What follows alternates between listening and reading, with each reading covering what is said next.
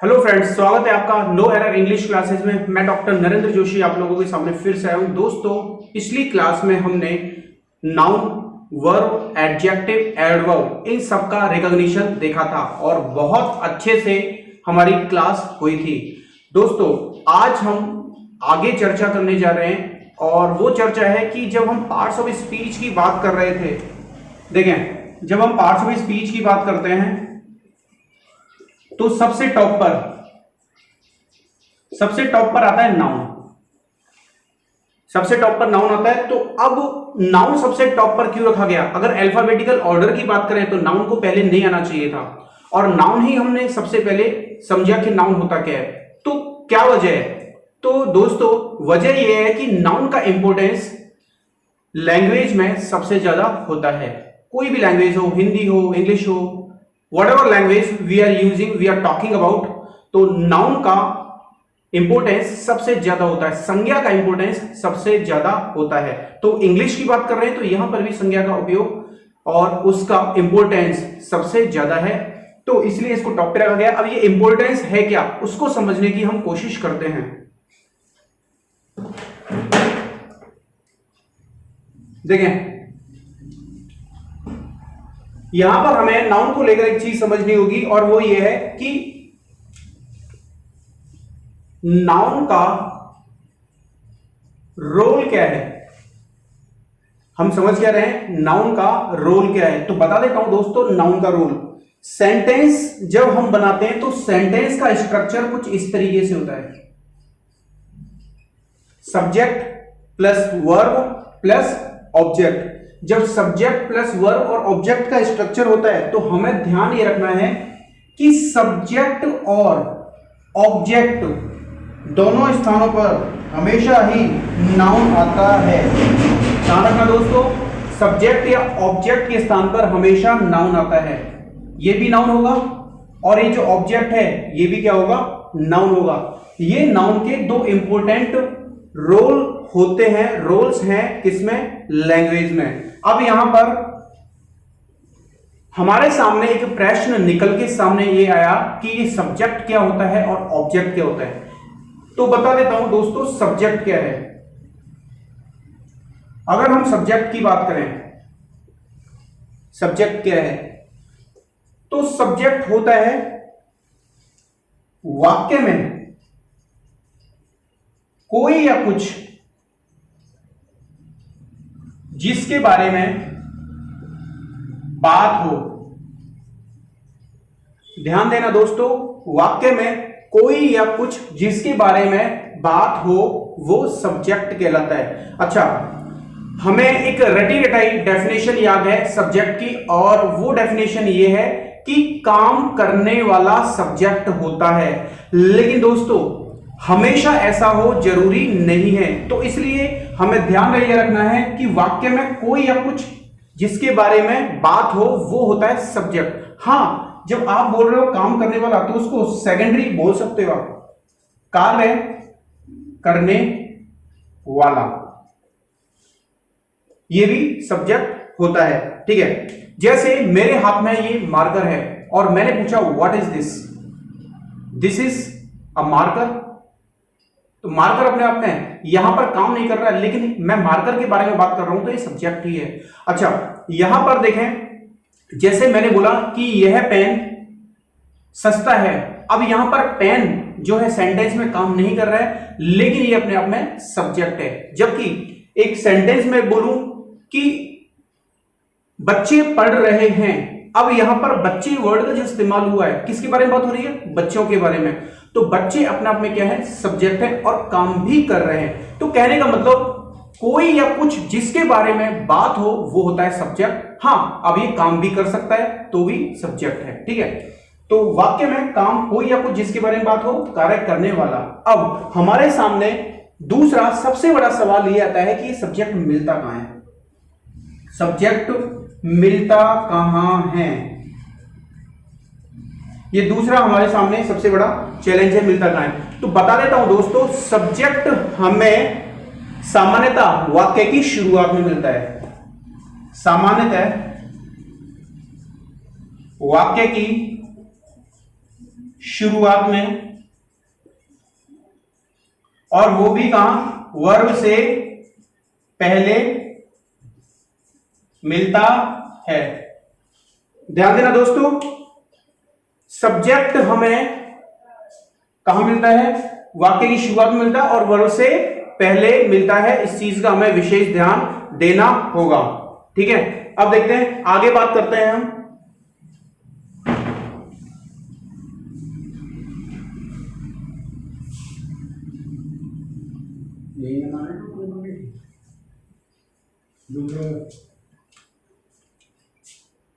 अब दूसरा देखें, दूसरी बात कर रहे हैं ऑब्जेक्ट की।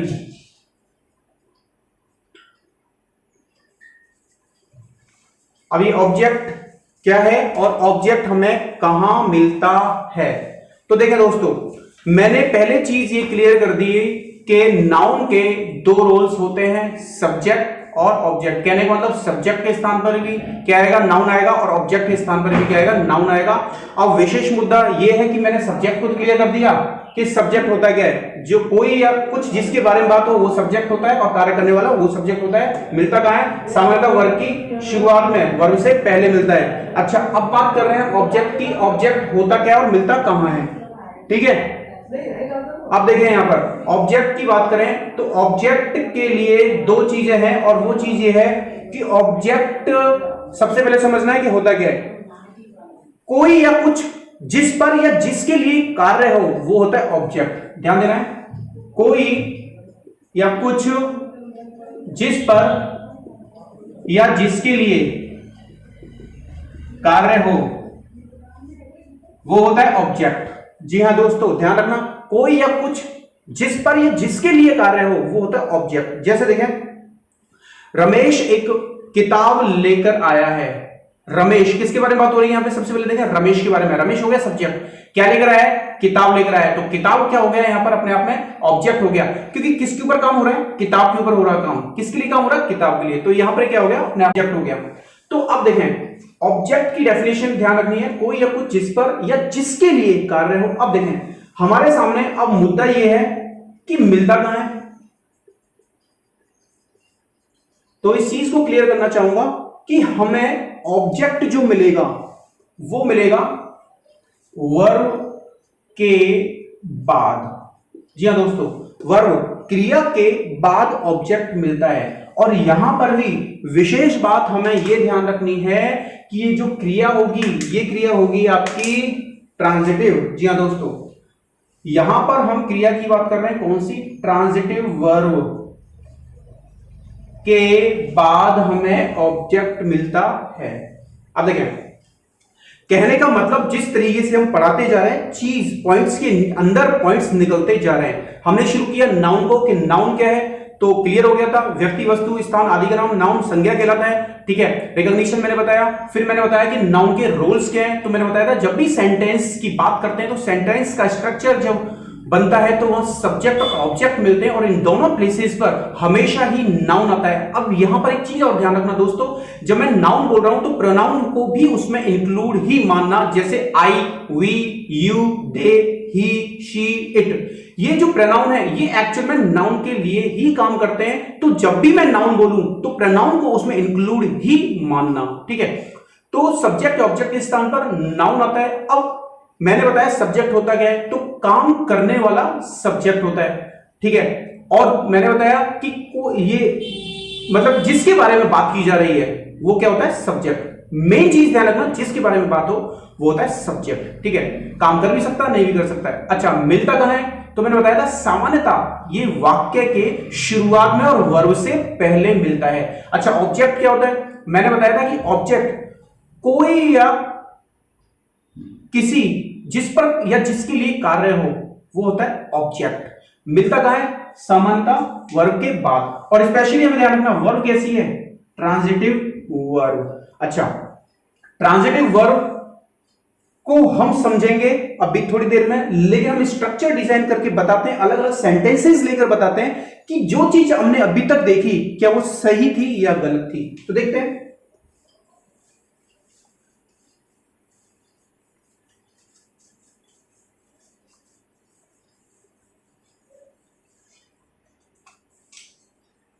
जैसे देखें,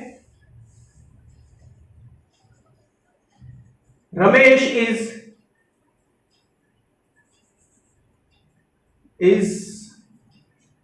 ड्रिंकिंग टी।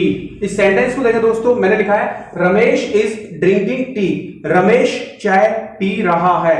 अब देखें दोस्तों, यहां पर एक वर्ड है रमेश, जो देखें सब्जेक्ट है, और एक वर्ड आया टी, ये क्या है, ऑब्जेक्ट। अब कैसे पता लगा सब्जेक्ट है ऑब्जेक्ट है? तो यहां नोटिस करने वाली बात यह है कि ये ड्रिंक एक वर्ब है, और यहां पर मैं इस सेंटेंस में रमेश के बारे में बात कर रहा हूं। जब मैं रमेश के बारे में बात कर रहा हूं तो रमेश जिसके बारे में बात की जा रही है तो सब्जेक्ट हो गया ऑब्वियसली, और सब्जेक्ट की प्लेस पर नाउन आता है। देखो रमेश नाम है या नहीं है? जी हाँ दोस्तों, नाम है। नाम ही क्या होते हैं, नाउन होते हैं। तो ये क्या है, अपने आप में एक नाउन है। अब देखें, ड्रिंकिंग व्हाट, टी। काम किसके ऊपर हो रहा है? काम हो रहा है यहां पर टी के ऊपर। जब टी के ऊपर काम हो रहा है तो ऑब्जेक्ट हो गया, और ऑब्जेक्ट की प्लेस पर नाउन आना चाहिए। देखो अब टी को चेक करो कि टी कोई नाम है या नहीं है। जी हाँ दोस्तों, टी एक नाम है, तो ये क्या है, नाउन। अच्छा, हम और कोई एग्जांपल ले सकते हैं। जैसे मैंने बोल दिया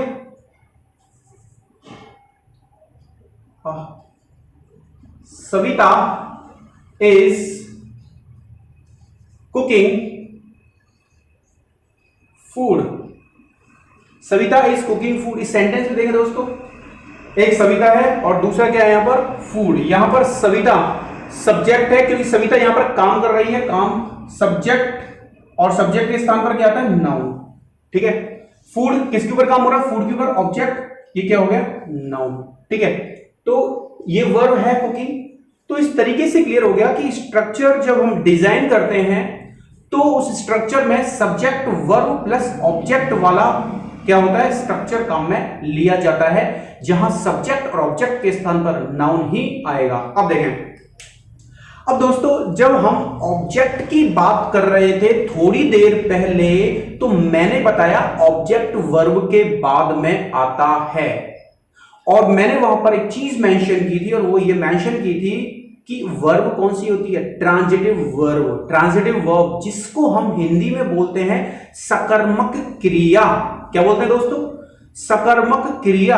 अब ये सकर्मक क्रिया है क्या, ठीक है, तो उसको समझते हैं।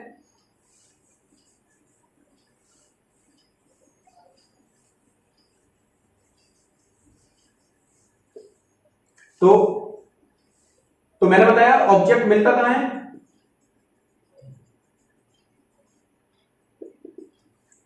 ट्रांजिटिव वर्ब के बाद, और दूसरा मिलता है ये प्रेपोजिशन के बाद। प्रेपोजिशन जैसे जानते हैं at, in, on, for, before, ये सारे क्या होते हैं, ये सारे कहलाते हैं प्रेपोजिशन इनके बाद में। अच्छा, अब हमारा विशेष मुद्दा क्या है, ये ट्रांजिटिव वर्ब क्या है, what is transitive verb. Hindi में हम इसको बोलते हैं सकर्मक क्रिया। ये होती क्या है, सकर्मक क्रिया। देखें यहां पर हम बेसिक्स की चीजों की बातें कर रहे हैं जो बहुत इंपॉर्टेंस रखती हैं इंग्लिश ग्रामर में। ठीक है, ये चीज क्लियर हो जाएगी तो आप कहीं पर भी नहीं अटकोगे लैंग्वेज में। ठीक है, तो देखें ट्रांजिटिव वर्ब सकर्मक क्रिया। अच्छा, मैंने आपको वर्ब क्लियर कर दिया, एक्शन करना क्या होता है वर्ब, और 80% वर्ब काम का करना बताती है और 20% वर्ब काम का होना बताती है। ठीक है, तो अब मैं यहां पर वर्ब को, जो आप एक नॉर्मल जानते हैं कि वर्ब दो तरीके की होती है, हेल्पिंग वर्ब और एक होती है दूसरी मेन वर्ब। यहां पर हम इस तरीके से बात नहीं करेंगे कि वर्ब के टाइप कितने हैं। तो यहां पर हम वर्ब के टाइप हेल्पिंग वर्ब और मेन वर्ब के रूप में नहीं देख रहे हैं, हम यहां पर देखें कि बिहेवियर बेस्ड, जो अगर वर्ब की बात करें तो वर्ब दो तरीके का बिहेवियर रखती है। एक तो बिहेवियर होता है उसका ट्रांजिटिव, और दूसरा बिहेवियर होता है इंट्रांजिटिव। ट्रांजिटिव बिहेवियर और दूसरा इंट्रांजिटिव बिहेवियर, दोनों में डिफरेंस क्या है। ठीक है, जब ट्रांजिटिव की बात करते हैं तो इसको हिंदी में बोलते हैं सकर्मक, और इंट्रांजिटिव वर्ब की बात करते हैं तो अकर्मक। अच्छा, सकर्मक का मतलब है स प्लस कर्म, अकर्मक का मतलब है अ प्लस कर्म, सकर्मक का मतलब विद ऑब्जेक्ट, अकर्मक का मतलब विदाउट ऑब्जेक्ट। इसको देखें दोस्तों, इस डायग्राम को समझे, मैं बोल के रहा हूं।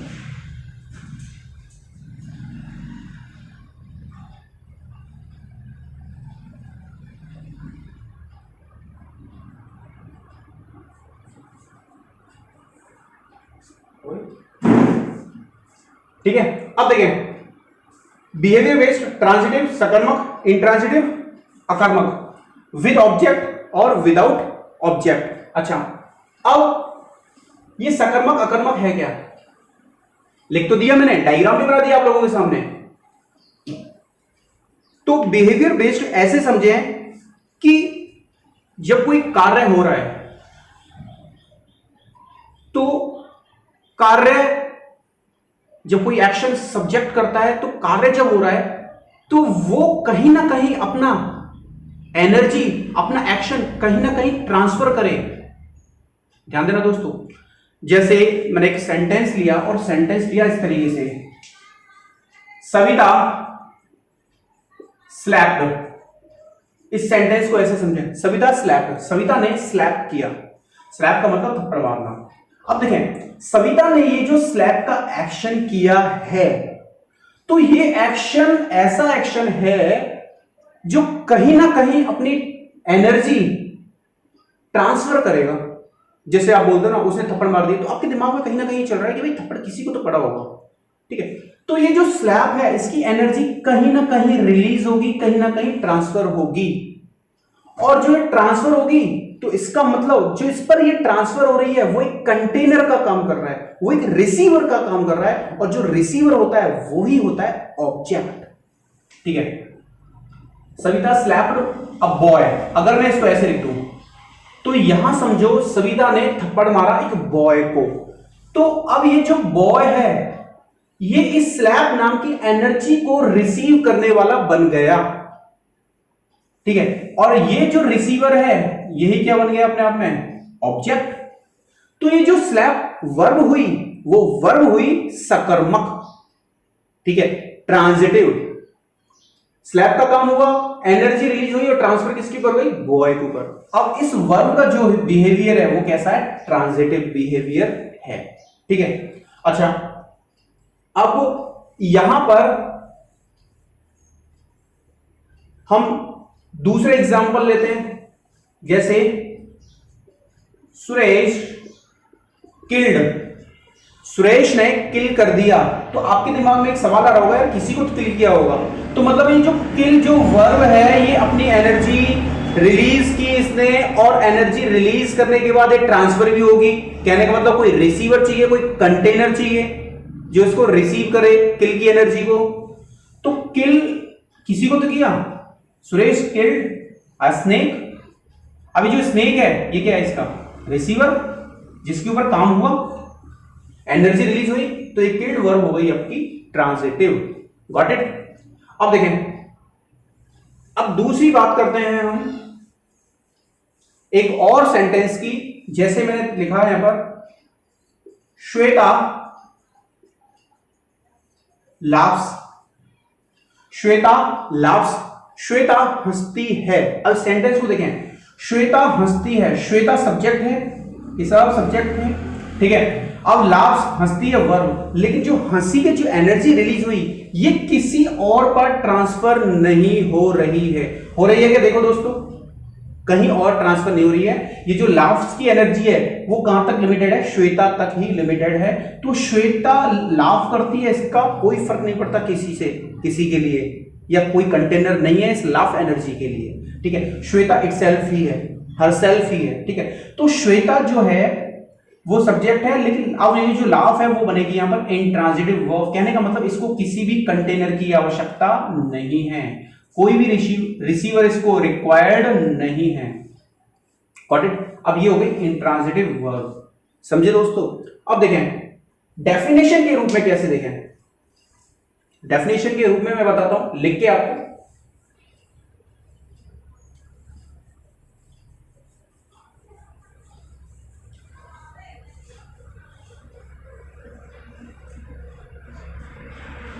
अगर हम बात करें डेफिनेशन के रूप में तो इस तरीके से लिखेंगे, जब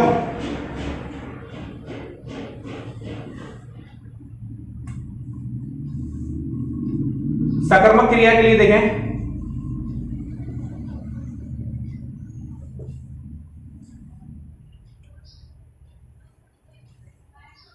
जब कर्ता कोई कार्य करे,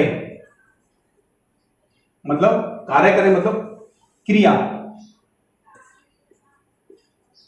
क्रिया करे और वह क्रिया अगर अपनी एनर्जी रिलीज करने के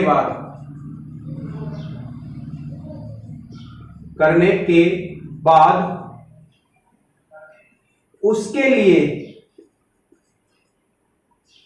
कोई रिसीवर चाहे,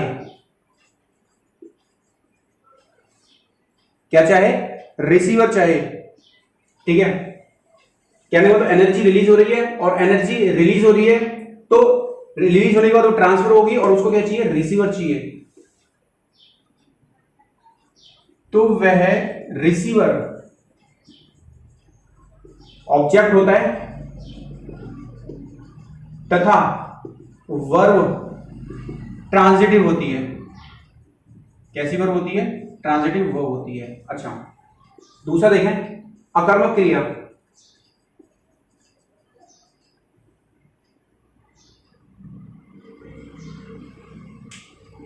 यस, हाँ भाई सुनील, तुमने ये बोला है कि क्लास सेव होगी क्या? बिल्कुल, ये क्लास ऑटोमेटिकली सेव हो जाएगी क्योंकि YouTube पर लाइव चल रही है। अब देखें अकर्मक क्रिया। अकर्मक क्रिया क्या है? जब सब्जेक्ट कोई कार्य करे तब अगर एनर्जी तो रिलीज हो परंतु वर्ब को कंटेनर या रिसीवर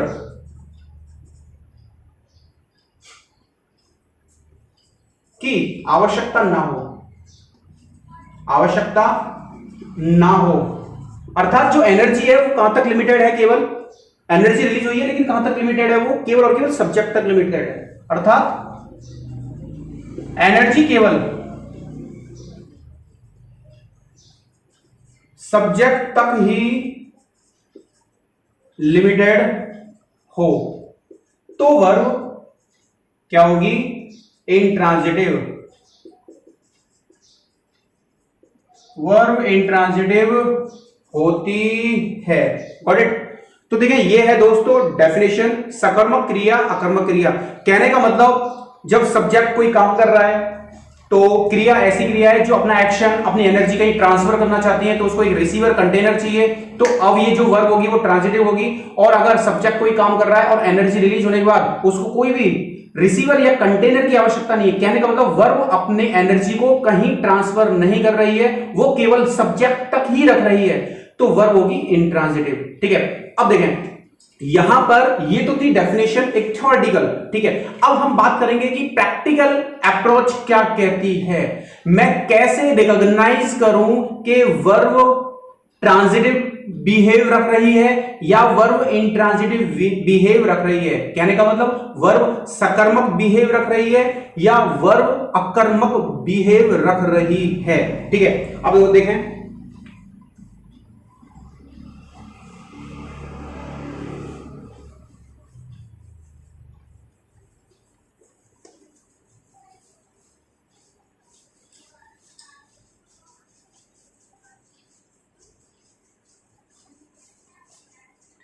इसको देखें ऐसे,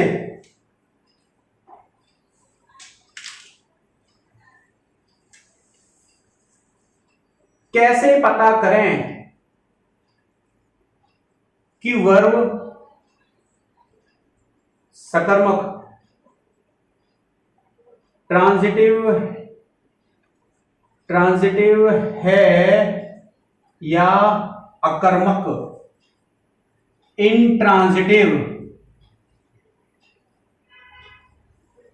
ठीक है, कैसे पता करें? तो मैं बता देता हूं कि आपको क्या है, सिंपली कोई भी क्रिया लेनी है और कोई भी वर्ब उठाएं और उस वर्ब से दो सवाल करें, और वो करें व्हाट और दूसरा करें whom। जी हाँ दोस्तों, जैसे मैंने लिखा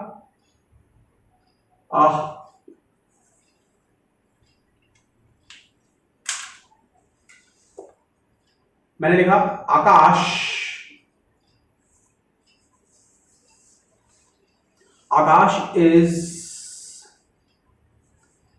आकाश हैज परचेज्ड। सेंटेंस देखें दोस्तों, मैंने लिखा आकाश हैज परचेज्ड। इस सेंटेंस को देखें, आकाश ने परचेज किया है, वर्ब कौन सी है यहां पर? परचेज है। तो डेफिनेटली अब मैं इसका बिहेवियर जानना चाहता हूं कि इसका बिहेवियर ट्रांजिटिव है या इंट्रांजिटिव है, सकर्मक है या अकर्मक है। ठीक है, तो अब मैंने क्या किया, वर्ब परचेज से दो सवाल किए। जेन्युइन सी बात है, जब आकाश, आपको किसी ने बोला कि भाई आकाश ने परचेज किया है, तो आपके दिमाग में एक ऑटोमेटिकली क्वेश्चन आएगा, भाई क्या परचेज किया है? आएगा या नहीं आएगा? आएगा ना। तो वही चीज है लैंग्वेज में, हम प्रैक्टिकल अप्रोच पे काम करें। आकाश ने परचेज किया है, तो क्वेश्चन क्या लगेगा? क्या परचेज किया है? मतलब इसको किसी ना किसी का जवाब चाहिए, या किससे परचेज किया? व्हाट जो है वो तो नॉन लिविंग थिंग के लिए काम करता है, आपको पता है। ठीक है, और whom लिविंग, और जिसमें स्पेशली किसके लिए काम करता है? पर्सन्स के लिए काम करता है। ठीक है, आकाश ने परचेज किया है, व्हाट क्या? तो कहने का मतलब ये जो परचेज एक्शन हुआ, इसकी एनर्जी रिलीज हुई, कहीं ना कहीं ये ट्रांसफर मांग रही है, कुछ ना कुछ चाहिए इसको। चाहिए नहीं चाहिए? चाहिए। इसका मतलब इसका बिहेवियर ट्रांजिटिव है। क्या परचेज किया है बताना पड़ेगा। जैसे अब मैंने लिख दिया यहां पर a mobile, Akash has purchased a mobile. Akash ने एक मोबाइल परचेज किया है। अभी जो मोबाइल है ना, वो उस एनर्जी के ट्रांसफर होने के लिए एक कंटेनर बन गया। एनर्जी यहां से रिलीज हुई, ट्रांसफर हुई और कंटेनर बन गया। तो कंटेनर ही रिसीवर होता है। देखो नाउन है, तो इसका मतलब क्या है? ऑब्जेक्ट, और ये क्या है? सब्जेक्ट। तो वर्ब का बिहेवियर कैसा होगा? ट्रांजिटिव। तो वर्ब कैसी हो गई है? ये हो गई अपने आप में transitive verb.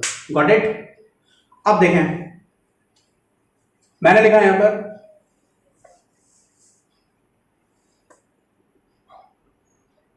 Sanjay helps. Sanjay helps, Sanjay help करता है।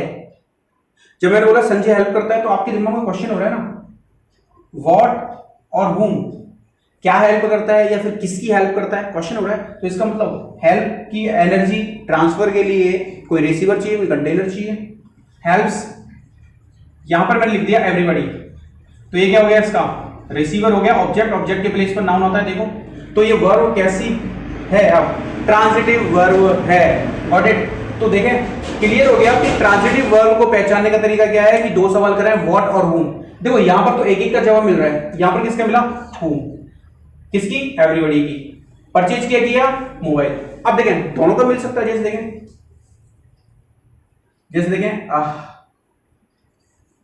मनीष गेव, मनीष ने दिया। अब देखें आपके दिमाग में सवाल आ रहा होगा, क्या दिया या किसे दिया? अब मैंने लिख दिया क्या और किसे, दोनों का जवाब चाहिए इसको। मनीष ने दिया क्या? Manish gave me a book. Manish ने दिया, किसे दिया? whom, मी। क्या दिया? A book. कहने का मतलब वर्ब का बिहेवियर कैसा है? Transitive behaviour. तो कहने का मतलब हम क्या करेंगे? ट्रांजिटिव वर्ब, इंट्रांजिटिव वर्ब की पहचान के लिए हम क्या करेंगे? सिंपली दो क्वेश्चन करेंगे, एक तो व्हाट और दूसरा whom। ठीक है, और इनमें से किसी भी एक सवाल, ध्यान देना दोस्तों, या तो व्हाट या whom, या दोनों सवालों के जवाब मिल जाए तो वर्ब होगी ट्रांजिटिव। कौन सी होगी? ट्रांजिटिव। लेकिन यदि वर्ब से व्हाट और whom सवाल करने पर किसी भी सवाल का जवाब ना मिले ना तो व्हाट का जवाब मिल रहा है ना whom का मिल रहा है, तो वर्ब होगी इंट्रांजिटिव। देखें कैसे,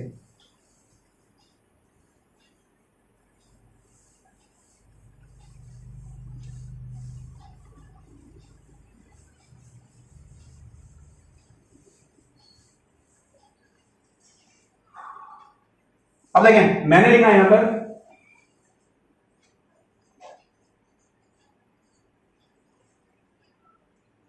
मीनू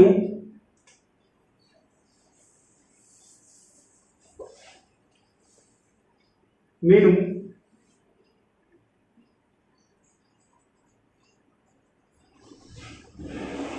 लाफ्स, मीनू हंसती है। अब देखिए हंसती है, अब हंसने से व्हाट और whom का सवाल करके देखो भाई, जवाब मिल रहा है क्या हंसती है, किसे हंसती है, जवाब मिल रहा है क्या? कोई भी जवाब नहीं मिल रहा है, ना तो व्हाट का मिल रहा है ना whom का मिल रहा है। तो वर्ब कैसी हो गई है? इंट्रांजिटिव। ठीक है, ध्यान देना दोस्तों, वर्ब कैसी हो गई? इंट्रांजिटिव। तो यहां पर मैं आपको डेफिनेशन लिख देता हूं दोनों की, कि ट्रांजिटिव वर्ब क्या है और इंट्रांजिटिव वर्ब क्या है।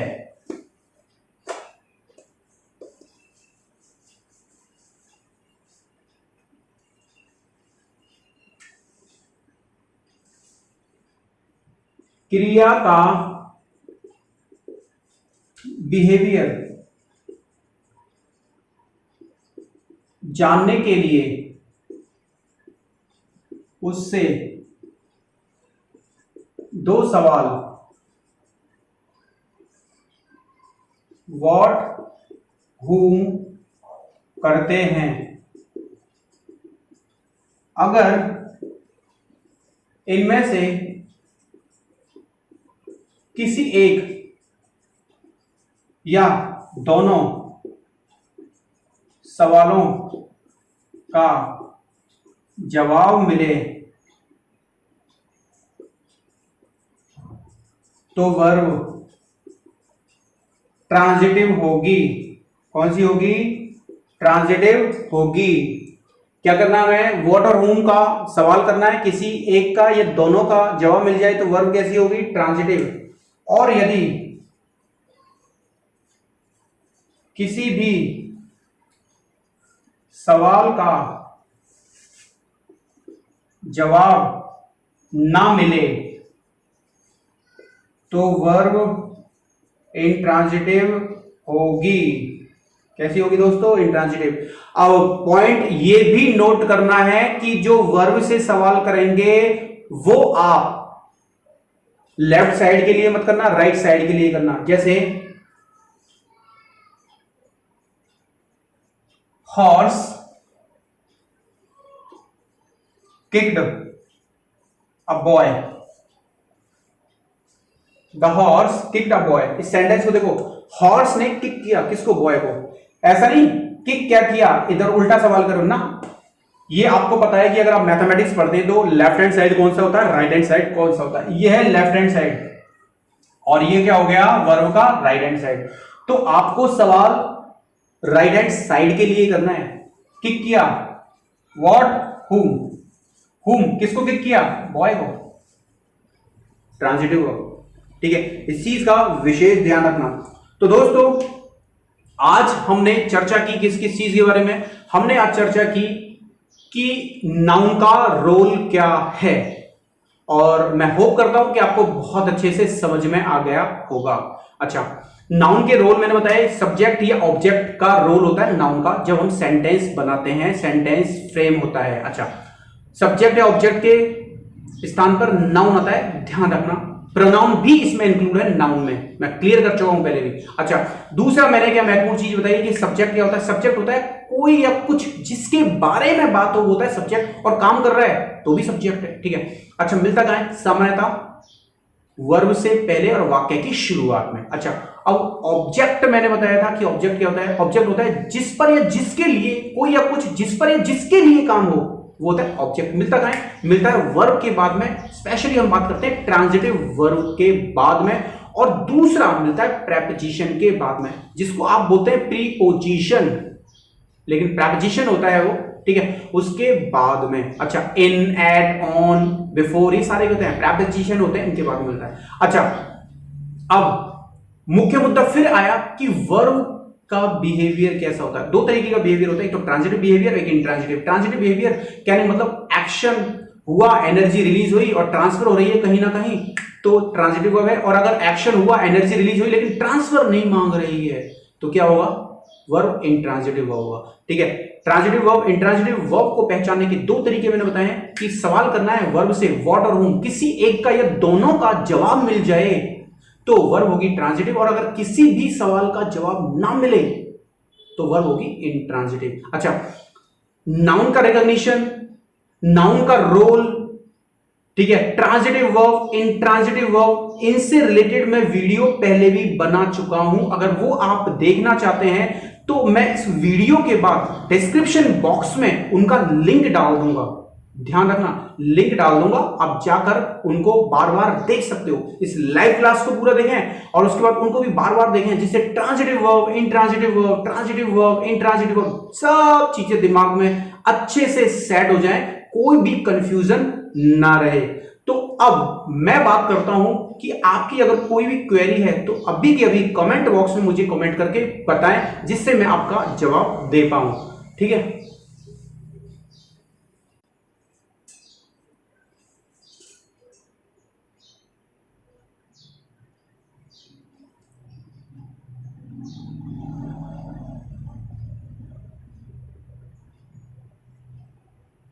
कोई भी आपकी क्वेरी है तो कमेंट बॉक्स में कमेंट करके मुझे बता सकते हैं अभी, जिससे उसका सॉल्यूशन आपको प्रोवाइड हो जाए।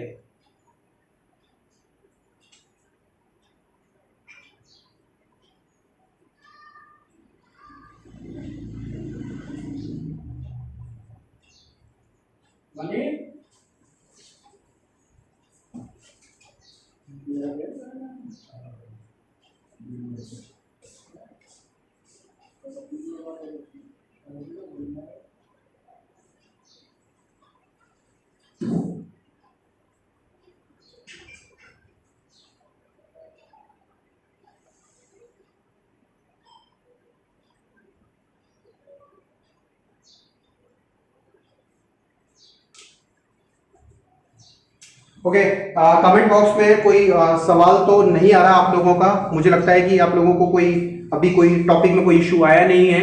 तो अगर कोई कमेंट नहीं आ रहा है तो क्लास आज हम यहाँ पर ही फिनिश करते हैं। कल मिलेंगे इसी समय पर 10:30 पर। ठीक है, ज़्यादा से ज़्यादा लोगों को बताने की कोशिश करें। ठीक है, 10:30 पर अवेलेबल हो जाएं लाइव क्लासेस के लिए। Thanks for watching.